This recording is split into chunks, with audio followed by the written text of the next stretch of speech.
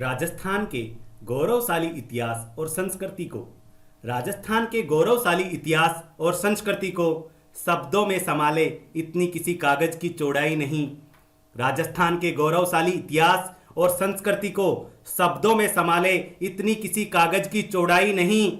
लिख दे जो संपूर्ण वीरता की कहानी, इतनी किसी कलम में स्याही नहीं। अरे लिख दे जो संपूर्ण वीरता की कहानी, इतनी किसी कलम में स्याही नहीं। जठे सोने सी चमकती रेता को सम्मान है, जठे सोने सी चमकती रेता को सम्मान है। जठे महाराणा रो स्वाभिमान है, अरे जठे महाराणा रो स्वाभिमान है। जठे रानी पद्मिनी रा मान सम्मान है, रानी पद्मिनी रा मान सम्मान है। जठे गोरा बादल रा बलिदान है, जठे गोरा बादल रा बलिदान है। शौर्य पराक्रम और वीरता रा वो महारा राजस्थान है, वो महारा राजस्थान है। आपने राजस्थान के सभी भाइयों नू और बहनों नू खम्मा घणी राम राम। आपा राजस्थान के कला और संस्कृति में पढ़ रहे हैं राजस्थान का लोक देवता, और राजस्थान के लोक देवताओं में हमने सबसे पहले पढ़ा है राजस्थान के पंच पीरों में से शामिल हैं बाबा रामदेव जी के बारे में, जो पार्ट फर्स्ट में हमने पढ़ा है। आज हम पढ़ेंगे राजस्थान के अन्य लोक देवताओं के बारे में। सबसे पहले हम देख रहे हैं राजस्थान के पंच पीर, और राजस्थान के पंच पीरों में पंच पीर हैं जैसे बाबा रामदेव जी, पाबू जी, गोगा जी, हड़बू जी और मेहा मांगलिया जी। ये सब हैं राजस्थान के पंचपीर, और इन्हें पंचपीर इसलिए कहा जाता है क्योंकि ये राजस्थान के वो लोक देवता हैं जिनकी मुस्लिम भी पूजा करते हैं, और मुस्लिम इनकी पीर के रूप में पूजा करते हैं। जैसे रामदेव जी को मुस्लिम राम सा पीर कहकर पुकारते हैं। और आज जो हम पढ़ने वाले हैं वो है राजस्थान के लोक देवता गोगा जी के बारे में, जिन्हें राजस्थान के पंच पीरों में शामिल किया जाता है। राजस्थान के सर्प रक्षक लोक देवता के रूप में इनकी पहचान है, और जहां इनके मंदिर में सभी धर्म एवं संप्रदाय के लोग मत्था टेकने, मन्नत मांगने दूर दूर से आते हैं। हिंदू मुस्लिम एकता के प्रतीक बाबा गोगा जी के बारे में आज हम अध्ययन करेंगे। और लोक मान्यता है कि सर्प दंश से प्रभावित व्यक्ति को यदि गोगा जी के मंदिर में लाया जाए तो वह व्यक्ति सर्प विष से मुक्त हो जाता है। उसी महान लोक देवता के बारे में आज हम अध्ययन करने वाले हैं। सबसे पहले देखते हैं हम इनका सामान्य परिचय, लोक देवता गोगा जी के जीवन परिचय के बारे में। लोक देवता गोगा जी, इनके पिता का नाम था जेबर सिंह चौहान और इनकी माता का नाम था बाछल देवी। गोगा जी का जन्म हुआ था लगभग 946 ईस्वी में।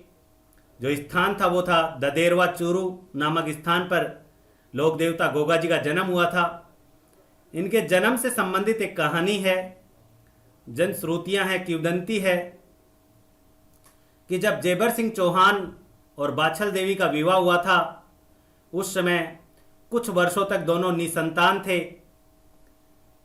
निसंतान होने से दोनों के दोनों बहुत ज़्यादा चिंतित रहते थे, और ऐसा उस समय माना भी जाता था कि लोगों में ऐसी मान्यता थी कि भाई निसंतान जो दंपति हैं उनके दर्शन शुभ नहीं माने जाते थे। तो इस बात से भी दोनों के दोनों बहुत परेशान थे। एक बार इनके यहाँ एक ज्योतिषी का आना होता है। दोनों के दोनों उससे समाधान पूछते हैं, भाई हमारी इस समस्या का क्या समाधान हो। तब ज्योतिषी कहते हैं, भाई बाछल देवी से कहते हैं कि आपको पिछले जन्म में एक श्राप मिला हुआ है। आपके द्वारा चकवा और चकवी के बच्चे की हत्या हो गई थी, जिससे उन्होंने आपको श्राप दिया था कि आप 7 जन्मों तक बांझ रहेंगी। इस बात से, और इसके जो विधि का विधान है इसको कोई बदल भी नहीं सकता है। इस बात से और ज्यादा चिंतित हो गए दोनों के दोनों। लेकिन ज्योतिषी ने इन्होंने कहा भाई इसका कोई तो समाधान होगा। तब ज्योतिषी ने कहा कि यदि आप गुरु गोरखनाथ की पूजा करेंगे तो इस सृष्टि में एकमात्र वही हैं जो विधि के विधान को बदल सकते हैं। और ऐसा ही हुआ कि बाछल देवी और जेबर सिंह चौहान ने गुरु गोरखनाथ की आराधना की, और गुरु गोरखनाथ के आशीर्वाद से बाछल देवी और जेबर सिंह चौहान के यहाँ एक पुत्र ने जन्म लिया जो हैं गोगा जी चौहान। और इसी कारण से जो गोगा जी चौहान के जो गुरु हैं उनका वो भी गोरखनाथ ही हैं। आप इसको शॉर्ट तरीके से भी याद रख सकते हैं, जैसे गोगा गोगा और इसी से क्या निकलता है गोरखनाथ, गो से ही। तो दोनों के दोनों एक से ही जुड़े हुए हैं। तो एग्जाम में पूछा जा सकता है गोगा जी चौहान के गुरु का क्या नाम था, तो इनके गुरु का नाम था गोरखनाथ। अब आगे क्या होता है, जैसे जैसे गोगा जी बड़े होते जाते हैं, विवाह की उम्र आती है, तो गोगा जी का जो विवाह है वो होता है केलम दे के साथ, केलम दे या कमल दे के साथ इनका विवाह होता है, जो कि कोलुमंड से हैं। केलम दे कोलुमंड की रहने वाली थी, पाबू जी के परिवार से संबंधित थी, लोक देवता पाबू जी के परिवार से। केलम दे के साथ विवाह होता है गोगा जी का, और जैसे ही विवाह होता है घर पर आते हैं। कहते हैं जब ये मेन गेट के बाहर दरवाजे पर खड़े थे, उसी समय जब महिलाएं इनका स्वागत सत्कार कर रही थी, इसी समय इनकी जो पत्नी हैं केलम दे, इनको एक सर्प ने काट लिया था। सर्प के काटने से केलम दे बेहोश हो जाती हैं और मूर्छित अवस्था में चली जाती हैं। इस बात से गोगा जी चौहान बहुत ज़्यादा दुखी हुए और उनको इतना क्रोध आया कि उन्होंने एक अग्निकुंड सजाया और अग्निकुंड पे कढ़ाई को रखा, उसमें गरम गरम तेल था, बहुत ज़्यादा गरम तेल था, और उस समय उन्होंने मंत्र पढ़ने शुरू किए। गोगा जी ने मंत्र पढ़ने शुरू किए। अब आसपास के दुनिया भर के जितने भी सर्प थे, जितने भी सांप थे, वो सब के सब जैसे जैसे गोगा जी मंत्र पढ़ते जा रहे थे, सब के सब सांप उस कढ़ाई के गरम तेल के अंदर आकर गिरते जा रहे थे। सब के सब सांप उसके अंदर आ रहे थे, कढ़ाई के अंदर। और अब इस बात से जो नाग देवता थे, जो नागों के देवता है नाग देवता, वो बहुत ज़्यादा दुखी हुए और वो गोगा जी के पास आते हैं, गोगा जी से क्षमा मांगते हैं और कहते हैं कि आपकी पत्नी को मैं जीवित कर दूंगा, आप ये मंत्र पढ़ना बंद कीजिए, सर्पों को इसमें डालना बंद कीजिए आप। और ऐसा ही होता है, जो नाग देवता हैं वो इनकी पत्नी को जो सर्प ने डसा था वो विष वापस निकाल लेते हैं नाग देवता, और इनकी पत्नी को वापस से जीवन दान दे देते हैं। और उसके बाद नाग देवता गोगा जी को आशीर्वाद देकर जाते हैं कि आप यानी धरती के ऊपर नागों के देवता सर्प रक्षक देवता के रूप में पूजे जाएंगे। और ऐसा ही होता है आज भी हमारे यहाँ, कहीं भी किसी भी व्यक्ति को यदि सर्प डस लेता है तो हम सबसे पहले गोगा जी के मंदिर में जाते हैं और गोगा जी के मंदिर में जाकर वहाँ की जो भी भभूति होती है या मिट्टी होती है उसको वहाँ पर लगाते हैं, और ऐसा माना जाता है कि वो जो विष है वो निकल जाता है, ऐसी मान्यता है। तो आप यहाँ समझ पाए होंगे अच्छे से इस चीज़ को। अब आगे बढ़ते हैं। अब देखते हैं गोगा जी द्वारा किए गए युद्ध। गोगा जी ने जो युद्ध किए थे वो गायों को बचाने के लिए किए थे, गायों की रक्षा के लिए उन्होंने युद्ध किए थे। अब जो युद्ध हुए थे उनके देखो, सबसे पहले हम देखते हैं यहाँ से हमें दो तर्क देखने को मिलते हैं कि गोगा जी की जो मृत्यु हुई थी, गोगा जी की जो वीरगति प्राप्त हुई थी, वो कुछ इतिहासकार मानते हैं कि महमूद गजनवी के साथ युद्ध लड़ते हुए उनको वीरगति प्राप्त हुई थी, और कुछ का मानना है कि इनके जो मौसेरे भाई थे सुरजन और अर्जुन, उनके साथ युद्ध लड़ते हुए गोगा जी वीरगति को प्राप्त हुए थे। दोनों की हम बात करते हैं यहाँ पर। जो मुस्लिम आक्रांता महमूद गजनवी, सबसे पहले इनको देखते हैं। मुस्लिम आक्रांता महमूद गजनवी के साथ गोगा जी ने युद्ध किया था। महमूद गजनवी ने भारत भूमि पर 17 बार आक्रमण किया था, और यह युद्ध किस लिए हुआ था ये देखते हैं हम गोगा जी और महमूद गजनवी के बीच। तो ऐसा कहा जाता है कि जब महमूद गजनवी ने भारत में सोमनाथ के मंदिर पर, जो गुजरात में है, सोमनाथ के मंदिर पर जब आक्रमण किया, तब यहाँ से इन्होंने सोमनाथ के मंदिर में स्थित मूर्तियों को तोड़ा, और यहाँ भारी मात्रा में इन्हें सोना मिला था। और उस सोने को इतनी ज़्यादा मात्रा में इन्हें सोना मिला कि लेकर जाने के लिए इनके पास व्यवस्था तक नहीं थी। तब इन्होंने इस गोगा जी का जो क्षेत्र था वहाँ से पशुधन को चुराया, सोना ले जाने के लिए गायों को चुराया था इन्होंने, महमूद गजनवी की सेना ने। तब इन्हीं गायों की रक्षा के लिए गोगा जी और महमूद गजनवी के बीच युद्ध हुआ था। और उस युद्ध में, उस युद्ध स्थल पर गोगा जी का जो पराक्रम था, वीरता थी, तो वो इस तरह से थी कि गोगा जी साक्षात देवता के रूप में वहां नजर आ रहे थे युद्ध करते हुए। कि जैसे गोगा जी एक बार एक स्थान पर युद्ध कर रहे हैं, उसके कुछ सेकंडों में वो कहीं और नजर आते हैं, कुछ सेकंडों बाद वो कहीं और नजर आते हैं। तो महमूद गजनवी ये सब चीज़ें देख रहा था। और जब यानी गोगा जी की जो सर है, जो गोगा जी का सर है, वो धड़ से अलग हो जाता है युद्ध के दौरान, उनकी गर्दन कट जाती है, तो धड़ और सर अलग अलग हो जाते हैं। इस दौरान गोगा जी ने अकेले धड़ से, अकेले शरीर के निचले भाग से, गर्दन के नीचे भाग से, इसी से युद्ध किया था। दोनों हाथों में इनके तलवारें थीं और इसी से इन्होंने युद्ध किया महमूद गजनवी के साथ। तो इनके इस रूप को देखकर महमूद गजनवी ने इन्हें कहा कि ये कोई आम इंसान नहीं है, ये तो साक्षात देवता हैं। और उन्होंने इसे जाहर पीर कहकर पुकारा। महमूद गजनवी ने गोगा जी को जाहर पीर कहकर पुकारा। और उन्हीं की इस युद्ध स्थल में जो वीरता का वर्णन किया है, वो कवि हैं, कवि मेह ने इनकी वीरता का वर्णन किया है। और इनका जो ग्रंथ है वो है गोगा जी का रसावला। इसमें इन्होंने इस युद्ध में गोगा जी की वीरता का वर्णन किया है। तो आप यहाँ से सब के सब फैक्ट्स याद रखें। देखो, आप इसको ट्रिक से भी याद कर सकते हैं। जो गोगा जी, गोगा जी, गो से गोगा जी, गो से गोरखनाथ और गै से ही गजनवी। तो गजनवी के साथ इन्होंने युद्ध किया था। तो एग्जाम में क्वेश्चन आ सकता है कि किस मुस्लिम आक्रांता के साथ किस लोक देवता ने युद्ध किया था। तो ये याद रखें, महमूद गजनवी के साथ लोक देवता गोगा जी ने युद्ध किया था गायों की रक्षा के लिए। और महमूद गजनवी ने इनकी युद्ध स्थल में इनके पराक्रम को देखकर इनको जाहर पीर की संज्ञा दी। तो ये भी एग्जाम में क्वेश्चन आया हुआ है कि जाहर पीर किस लोक देवता को कहा जाता है। अब हम दूसरी तरफ देखते हैं।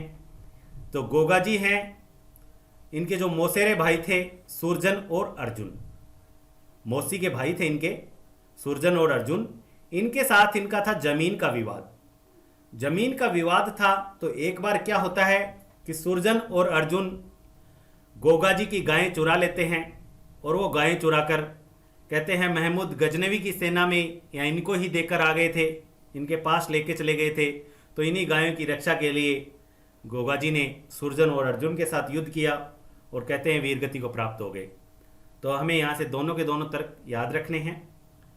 अब जब वीरगति को प्राप्त हुए तो मैंने बताया कि ये अकेले यानी धड़ से युद्ध कर रहे थे, दोनों हाथों में इनके तलवारें थीं, गर्दन, सर अलग हो चुका था गर्दन से। अब जब इनकी गर्दन जो जहां जाकर गिरी थी, जहां पर इनकी गर्दन जाकर गिरी थी, वो तो स्थान था ददेरवा चूरू। ददेरवा चूरू में तो इनकी गर्दन जाकर गिरी थी, इसलिए उसको बोला जाता है शीस मेडी। इसलिए उसको क्या बोला जाता है? शीस मेडी, जहां पर इनकी गर्दन जाकर गिरी थी। शीस का मतलब ही आप समझते हैं सिर होता है। मेडी मंदिर को कहा जाता है, गोगा जी के मंदिर को मेडी कहा जाता है। तो शीस मेडी कौन सा स्थान है? जहां पर गोगा जी की गर्दन जाकर गिरी थी। दूसरी तरफ देखते हैं, जहां पर इनका धड़ जो शरीर का निचला भाग है वो जाकर गिरा था, गर्दन से नीचे का जो हिस्सा होता है धड़ बोलते हैं उसको, वो जहां पर जाकर गिरा था उसको बोलते हैं धुर मेडी या धड़ मेडी, या कहते हैं गोगा मेडी। इसी को क्या कहते हैं? गोगा मेडी। और ये कहां पर है? नौहर, हनुमानगढ़ में। तो आप ये याद रखें कि गोगा मेडी कहां पर है? हनुमानगढ़ में है गोगा मेडी। और यहां पर इनका धड़ जाकर गिरा था, और यहां पर शीस मेडी जो ददेरवा चूरू में, यहां पर इनका शीस जाकर गिरा था। अब आगे देखते हैं, जो गोगा जी का जो प्रमुख मंदिर है राजस्थान में, वो है गोगा मेडी हनुमानगढ़ वाला, जहां पर इनका धड़ जाकर गिरा था। अब इस मंदिर की कुछ विशेषताएं हैं, कुछ प्रमुख विशेषताएं हैं, वो सब हम यहां पर देखेंगे। जो ये मंदिर है, इस मंदिर का जो निर्माण करवाया था, गोगा मेडी का जो नौहर हनुमानगढ़ में मंदिर है गोगा जी का, इस मंदिर का निर्माण करवाया था फिरोज शाह तुगलक ने। सबसे पहले इस मंदिर का निर्माण करवाया। मूलतः जो ये मंदिर है फिरोज शाह तुगलक द्वारा निर्मित है, और उन्होंने इस मंदिर का निर्माण करवाया था मकबरे नुमा शैली में, जैसे मकबरे होते हैं ना, उसकी तरह से इनका इस मंदिर का निर्माण करवाया था इन्होंने। तो एग्जाम में ये भी क्वेश्चन बनता है कि किस मंदिर का निर्माण मकबरे नुमा शैली में हुआ है। अब ये मंदिर का निर्माण इन्होंने फिरोज शाह तुगलक ने किस लिए करवाया, ये हम देखते हैं। देखो, जो गोगा जी हैं उनके 11वें वंशज हैं कायम सिंह। गोगा जी के क्या 11वें जो वंशज थे वो थे कायम सिंह, जो कि फतेहपुर में शासन किया करते थे, सीकर में आता है, वहां पे इनका शासन था कायम सिंह का। अब क्या होता है आगे चलकर, कायम सिंह के द्वारा मुस्लिम धर्म स्वीकार कर लिया जाता है।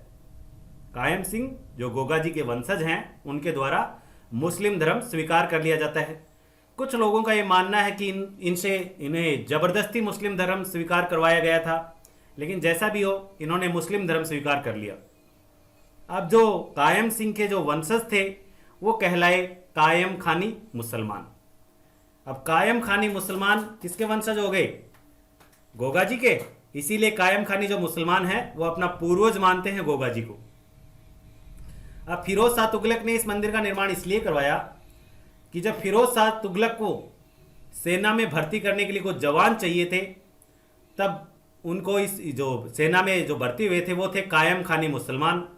कायम खानी मुसलमान फिरोज शाह तुगलक की सेना में भर्ती हुए थे। अब इसी कारण से इन्होंने इसका मंदिर का निर्माण करवाया, और वो भी किस शैली में? मकबरे नुमा शैली में। दूसरी तरफ हम देखें तो जो मंदिर का जो वर्तमान स्वरूप है, इस मंदिर का जो वर्तमान स्वरूप है उसका जो निर्माण करवाया, वर्तमान में जैसा ये मंदिर बना हुआ है उसका मंदिर का जो निर्माण करवाया था वो करवाया था बीकानेर के महाराजा गंगा सिंह के द्वारा। इनका निर्माण करवाया गया था इस मंदिर का, और इन्होंने इस मंदिर का निर्माण करवाया था हिंदू शैली में। तो गोगा जी का जो ये मंदिर है गोगामेड़ी नोहर हनुमानगढ़ में, ये मंदिर मकबरे नुमा शैली में भी बना हुआ है और हिंदू शैली में भी ये मंदिर बना हुआ है, याद रखें आप। अब इस मंदिर की दूसरी विशेषता यह है कि इस मंदिर में, मंदिर का जो शीर्ष भाग है, आगे ही आगे इस मंदिर पे लिखा हुआ है बिस्मिल्लाह। इस मंदिर के शीर्ष भाग पे बिस्मिल्लाह लिखा हुआ है। बिस्मिल्लाह है, ये अरबी भाषा का शब्द है। इसका जो अर्थ होता है ईश्वर के नाम पर, अल्लाह के नाम पर। किसी भी काम को शुरू करने से पहले हम बोलते हैं कि हाँ ये काम अल्लाह के नाम पर शुरू किया जाए, तो इसका नाम अल्लाह के नाम पर या ईश्वर के नाम पर इसका अर्थ होता है बिस्मिल्लाह। ये कहाँ पर लिखा हुआ है? गोगामेड़ी के मंदिर के शीर्ष भाग पर ये लिखा हुआ है। अब हम देखते हैं जो नोहर हनुमानगढ़ में जो गोगामेड़ी स्थान है, जो मंदिर है गोगा जी का, यहाँ के जो पुजारी हैं वो भी दोनों होते हैं, एक तो हिंदू होता है और एक होता है मुस्लिम। गोगामेड़ी के जो पुजारी हैं वो हिंदू भी होता है और मुस्लिम भी होता है। हिंदू होता है वो चौहान राजपूत होते हैं, क्योंकि आपको पता है जो गोगा जी हैं वो चौहान राजपूत हैं। और जो मुस्लिम होते हैं वो होते हैं कायम खानी मुस्लिम। कायम खानी मुस्लिम में मैंने बता दिया आपको कि जो गोगा जी चौहान के जो वंशज थे, 11वें वंशज, वो थे कायम सिंह, और उन्होंने मुस्लिम धर्म स्वीकार कर लिया। अब कायम सिंह के जो वंशज हुए वो कहलाए कायम खानी मुसलमान। अब इसीलिए इस मंदिर के जो पुजारी हैं वो दोनों होते हैं, हिंदू भी होता है और मुस्लिम भी, दोनों आप याद रखें। इस मंदिर का जो प्रमुख मेला है वो लगता है भाद्रपद कृष्ण नवमी के दिन। भादवे की महीने की कृष्ण नवमी को इस मंदिर में मेला लगता है। लाखों की तादाद में यहाँ पर भक्तगण आते हैं, और भाद्रपद कृष्ण नवमी को ही कहा जाता है गोगा नवमी।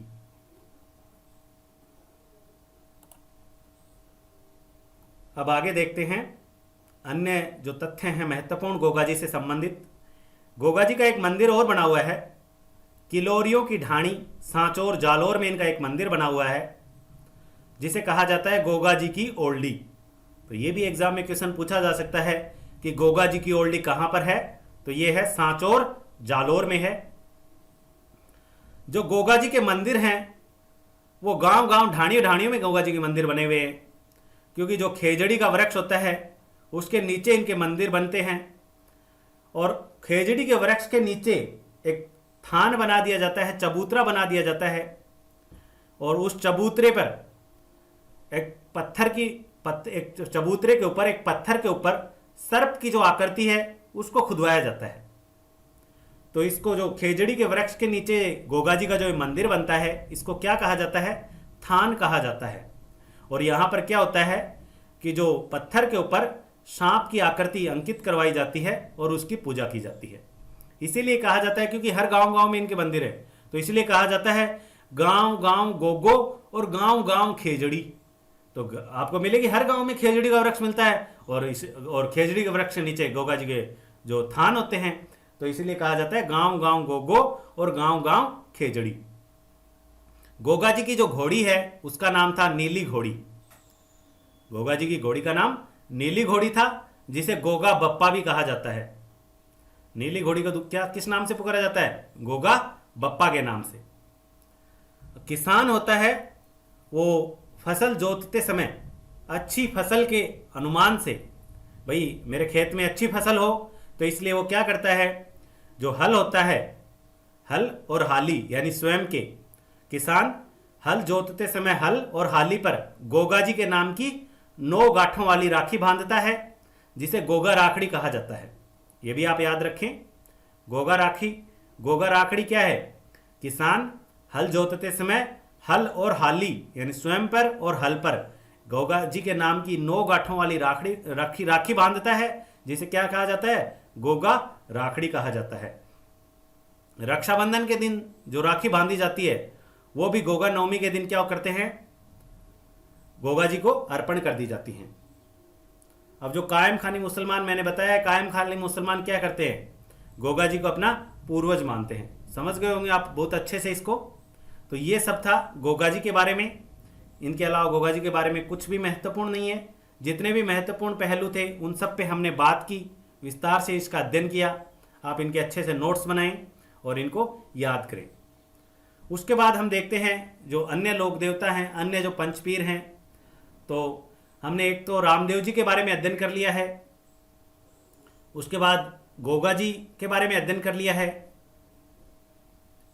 इसके बाद देखते हैं हड़बू जी सांखला, राजस्थान के जो लोक देवता हैं हड़बू जी, उनके बारे में। हड़बू जी भी राजस्थान के पंच पीरों में शामिल हैं। हड़बू जी हैं वो सांखला राजपूत हैं। हड़बू जी का जो जन्म है वो हुआ था भुंडेल गांव, नागौर में इनका जन्म हुआ था। और एक बार हम पहले भी हड़बू जी के बारे में बात कर चुके हैं कि हड़बू जी रामदेव जी के मौसेरे भाई थे, मौसी के लड़के थे रामदेव जी की। इसीलिए रामदेव जी ने अपने ग्रंथ 24 बाणियों में हड़बू जी का उल्लेख किया है। उन्होंने अपने ग्रंथ में लिखा है, हड़बू जी सांखला हरदम हाजिर, हड़बू जी सांखला हरदम हाजिर गांव बेंगटी माही। हड़बू जी सांखला हरदम हाजिर गांव बेंगटी माही। दूजी देह मारी ही जानो, दूजी देह मारी ही जानो, हाँ मौसी जाया भाई। तो क्या कहते हैं? हड़बू जी सांखला हरदम हाजिर गांव बेंगटी माही, दूजी देह मारी ही जानो, हाँ मौसी जाया भाई। तो कहते हैं कि हड़बू जी सांखला हैं, वो आपको जब भी आप जाओगे गांव बेंगटी के अंदर ही मिलेंगे, और वो भी हड़बू जी भी हैं, हड़बू जी हैं, वो भी मेरा ही एक दूसरा रूप हैं, वो भी मेरी ही दूसरी देह हैं, मेरा ही दूसरा शरीर हैं, और हम दोनों के दोनों मौसी के भाई हैं, मौसी भाई हैं हम दोनों के दोनों। तो ये इन्होंने अपने ग्रंथ में इनका उल्लेख किया है। रामदेव जी अपने ग्रंथ 24 बाणियों में हड़बू जी का उल्लेख किया है। उसके बाद देखते हैं हम जो भाई रामदेव जी के मौसेरे भाई हैं, तो रामदेव जी ने इनसे शस्त्र त्याग करवाकर और इनको भी गुरु दक्षिणा दिलवाई गुरु बालीनाथ जी से ही। तो ये भी आप याद रखें कि हड़बू जी के गुरु का नाम भी क्या है? बालीनाथ। रामदेव जी के गुरु का नाम भी बालीनाथ और हड़बू जी के गुरु का नाम भी बालीनाथ। और गोगा जी के गुरु का नाम गो से गोगा और गो से गोरखनाथ और गो से गोगा मेड़ी और गो से गै से गजनवी। तो इस तरह से आप ट्रिक बनाकर आप इनको याद करते रहे। हड़बू जी सांखला हैं, इनका जो वाहन था वाहन सियार है, ये भी याद रखें। हड़बुजी सांखला का वाहन क्या है? सियार है। इनका जो मुख्य मंदिर है वो बेंगटी गांव जोधपुर में इनका मंदिर बना हुआ है और यहीं पे इन्होंने समाधि ली थी। बेंगटी गांव फलोदी जोधपुर में इन्होंने समाधि ली थी, याद रखें आप इसे भी। जन्म नागौर में हुआ है, बुंदेलगांव में, और समाधि कहां पर ली थी? बेंगटी गांव फलोदी तहसील और जोधपुर में।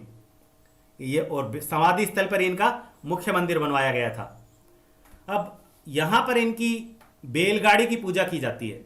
हड़बुजी सांखला थे, इन्होंने सामान्य जीवन जिया था और ये क्या करते थे? गायों के लिए चारा लाते थे।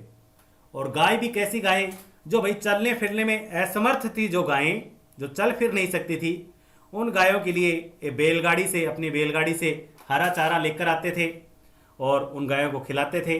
तो आज बेंगटी गांव जोधपुर में जो इनका मुख्य मंदिर है, वहां पर इनकी बैलगाड़ी की पूजा की जाती है। इस मंदिर का निर्माण करवाया था जोधपुर के राजा अजीत सिंह के द्वारा। इस मंदिर का निर्माण करवाया गया था। जो इस मंदिर के पुजारी हैं वो सांखला जाति के राजपूत होते हैं, ये भी आप याद रखें। हड़बुजी हैं, इनको सगुन शास्त्र का ज्ञान था और इसलिए इनको सगुन शास्त्र के ज्ञाता भी माना जाता है। हड़बुजी ने सगुन शास्त्र पर अध्ययन किया था और सगुन शास्त्र का इनको बहुत अच्छा नॉलेज था। तो एग्जाम में क्वेश्चन हो सकता है कि सगुन शास्त्र के ज्ञाता किस लोक देवता को माना जाता है? तो वो कौन से हैं? हड़बुजी हैं। ये मारवाड़ के जो शासक थे राव जोधा, उनके समकालीन थे। मारवाड़ के शासक राव जोधा के समकालीन थे हड़बुजी। और हड़बुजी ने राव जोधा को मंडोर विजय का आशीर्वाद दिया था तथा एक कटार भी भेंट की थी। ये मंडोर विजय, राव जोधा, राव रणमल, इन सब के बारे में कुछ विद्यार्थी जो हमसे पढ़ चुके हैं, मेवाड़ के इतिहास में हम बहुत ही गहराई से बात कर चुके हैं। विस्तार से हमने मेवाड़ के इतिहास का अध्ययन किया था। तो आप समझ गए होंगे कि राव जोधा ने मंडोर हासिल करने के लिए बहुत वर्षों तक प्रयास किया था और बाद में हड़बुजी के आशीर्वाद से ही हड़बुजी ने इनको कटार भेंट की और राव जोधा ने मंडोर पर अधिकार कर लिया। आपको पता है मंडोर पर किसका अधिकार था? उसमें मेवाड़ का अधिकार था और वो जो किलेदार था, नियुक्त कर रखा था मंडोर का, वो था हाड़ा हिंगोला। तो यहाँ से सभी के सभी फैक्ट्स आप याद रखें। इसके अलावा हड़बुजी के बारे में कुछ भी इंपॉर्टेंट नहीं है, ये सब इंपॉर्टेंट चीज़ें हैं। मोस्टली जो क्वेश्चन बनते हैं वो एक यहाँ से बन सकता है। एक तो इनके गुरु का नाम, इनका जो प्रमुख मंदिर है, ये क्वेश्चन पूछा जा सकता है। बैलगाड़ी की पूजा किस लोक देवता की जाती है, तो वो भी आप याद रखें। और सगुन शास्त्र के ज्ञाता किसे माना जाता है, ये भी याद रखें। ये सब इंपॉर्टेंट से इंपॉर्टेंट फैक्ट्स हैं और प्रीवियस ईयर एग्जाम में क्वेश्चन पूछे भी जा चुके हैं। उसके बाद देखते हैं मेहाजी मांगलिया। ये भी राजस्थान के पंचपीरों में शामिल हैं। और मेहाजी मांगलिया हैं, ये मारवाड़ के शासक राव चुंडा के समकालीन थे। और हड़बुजी राव जोधा के समकालीन और राव चुंडा के समकालीन कौन? मेहाजी मांगलिया।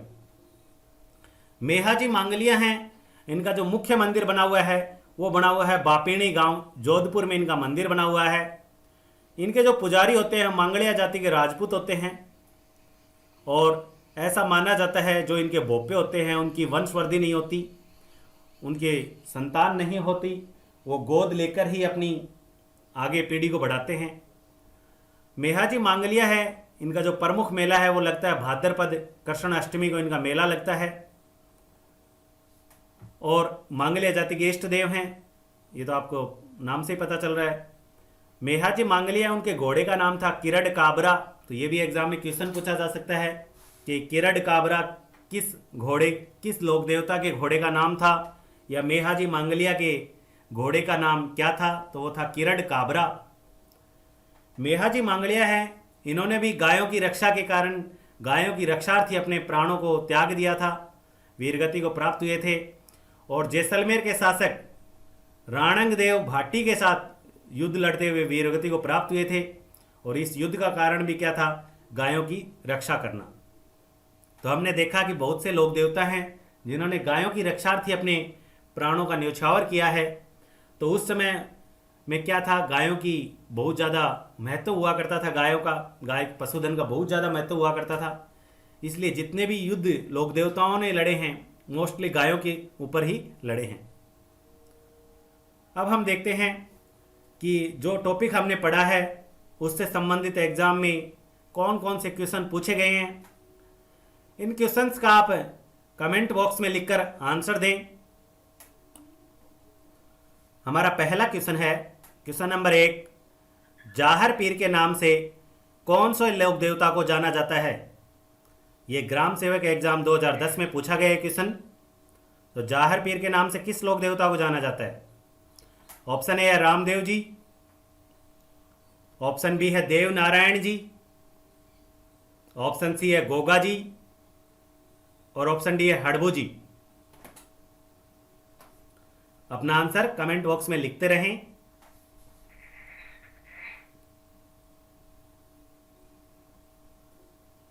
तो क्वेश्चन नंबर 1 है उसका सही आंसर होगा ऑप्शन सी, गोगा जी। अगला क्वेश्चन है क्वेश्चन नंबर 2, गोगा मेड़ी का संबंध किस लोक देवता से है। राजस्थान पुलिस में पूछा गया है क्वेश्चन। ऑप्शन ए है तेजा जी, ऑप्शन बी है गोगा जी, ऑप्शन सी है हड़बू जी और ऑप्शन डी है मेहा जी। गोगा मेड़ी। तो जैसा कि आप नाम से ही समझ रहे होंगे क्वेश्चन नंबर 2 है उसका सही आंसर है option B, Goga ji.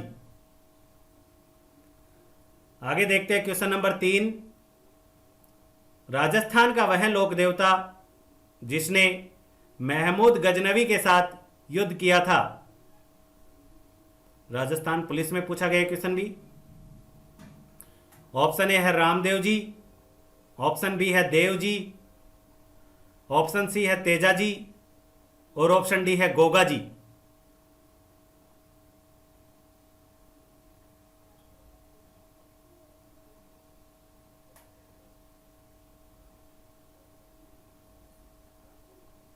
Very good, सभी के आंसर सही आ रहे हैं। बहुत अच्छी तैयारी आप लोगों की। क्वेश्चन नंबर 3 है उसका सही आंसर है Goga ji, option D. Question number 4, लोक देवता गोगा जी के थान सामान्यतः किस पेड़ के नीचे बनाए जाते हैं। यह भी राजस्थान पुलिस में पूछा गया क्वेश्चन है। Option A Khejri, option B बबूल, ऑप्शन सी है पीपल और ऑप्शन डी है बरगद।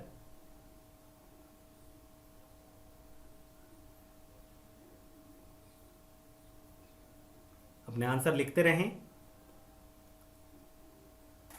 क्वेश्चन नंबर 4 है उसका सही आंसर होगा ऑप्शन ए, खेजड़ी।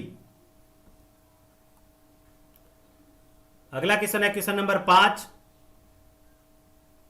गायों की रक्षा में अपने प्राण त्यागने वाले में कौन प्रसिद्ध है। सेकंड ग्रेड एग्जाम टीचर 2010 में क्वेश्चन पूछा गया है। ऑप्शन ए है Goga ji, option B Teja ji, option C है पाबू जी और ऑप्शन डी है 1 2 3 यानी तीनों ही। सॉरी, ये टाइपिंग मिस्टेक है, इसमें आना चाहिए ए बी और सी तीनों ही।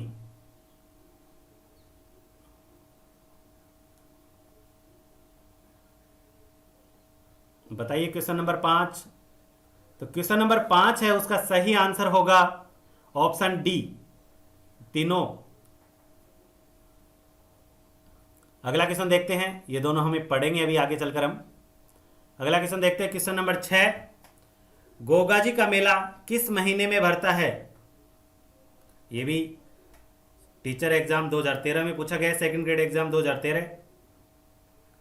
क्वेश्चन ये है भाद्रपद के महीने में, सॉरी ऑप्शन बी है माघ महीने में, ऑप्शन सी है फाल्गुन महीने में और ऑप्शन डी है श्रावण के महीने में।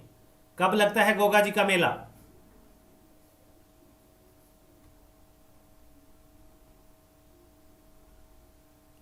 क्वेश्चन नंबर 6 है उसका सही आंसर है ऑप्शन ए, भाद्रपद के महीने में।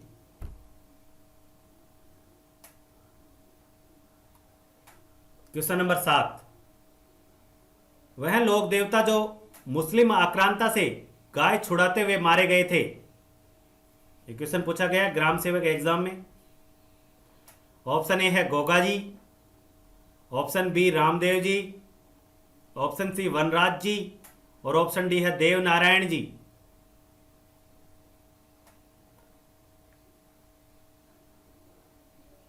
क्वेश्चन नंबर 7 है, उसका सही आंसर होगा option A Goga ji.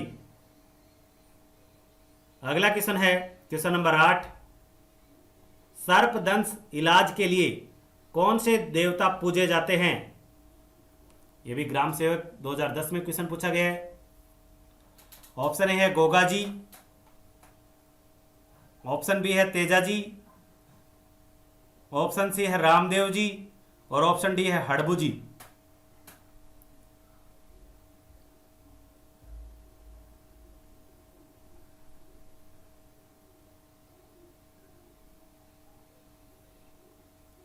Question number 8 है, उसका सही आंसर है option A Goga ji.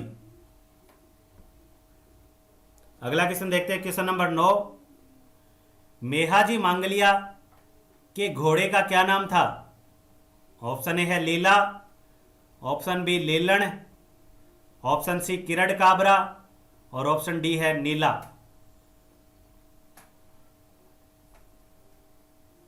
Question number 9। Question number 9 का सही आंसर होगा option C Kiran Kabra. Question number 10, Goga Medi कहां पर स्थित है। सेकंड ग्रेड एग्जाम 2010 में पूछा गया क्वेश्चन। ऑप्शन ए है गंगानगर में, ऑप्शन बी चूरू में, ऑप्शन सी हनुमानगढ़ में और ऑप्शन डी है झुंझुनू में।